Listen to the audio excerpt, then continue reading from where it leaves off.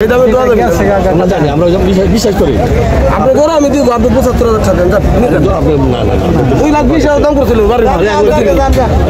আমি ঈদ করবো বাড়ি তাই আমি গরু দিয়েছিলাম আপনি গরু নিয়েছিলাম তাই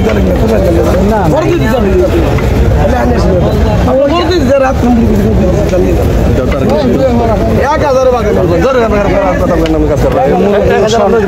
সম্মান মানুষ ১,০০০ গরুর দাম আপনার সম্মান করছেন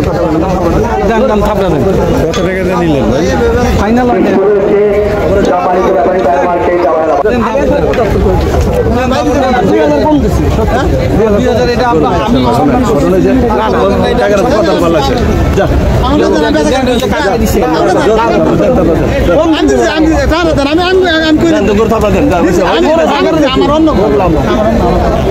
আবার কি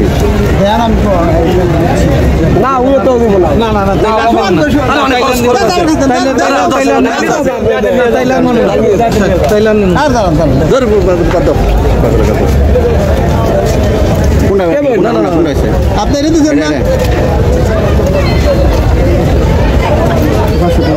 না না না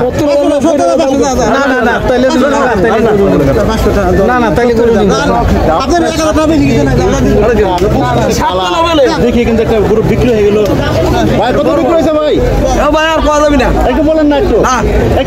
পানির দাম হ্যাঁ গরু নেয় কিরা ৭০ 1,70,000 আপনি কিনেছেন জি আচ্ছা কেমন লাগলো গরুর দাম গরু তো কিনছি যেহেতু ভালো লাগতেছে এখন হলো সারাদিন ঘুরে রাখলাম তো গরু কিনছি ব্যাপারীরও ভালো আমারও ভালো আলহামদুলিল্লাহ এই বাজারে আমি আসছি 2টার দিকে আচ্ছা এদিকে মানে লস খাচ্ছে নাকি লাভে আছেন না আল্লাহর হস্তে কিনছি এটা আমি মনে করছি লাভই কিনছি আল্লাহর হস্তে আমি খুশি কিনা উনিও বেচে খুশি আলহামদুলিল্লাহ যাবে কোথায় গরুটা গরু হাজারিবাগ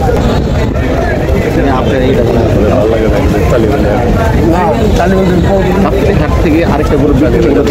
যে ব্যাপারী ভাই আপনার এটা কি পালিত গরু নাকি কি ব্যবসা করেন কত টাকা দিয়ে নিয়ে আসছিলেন ভাই 10,000 লস হয়েছে 1,80,000 আছে লস কেন হলো আপনার লস হইলে ভাই নেয় না গরু টাকাটা কোনটা আছে গরু নেয় না টাকাটা দিলে নি আচ্ছা টাকা রাত পড়লি লস হয়ে কিছু আর মাত্র কয়েক ঘন্টা বাকি এমনি দিয়ে দিই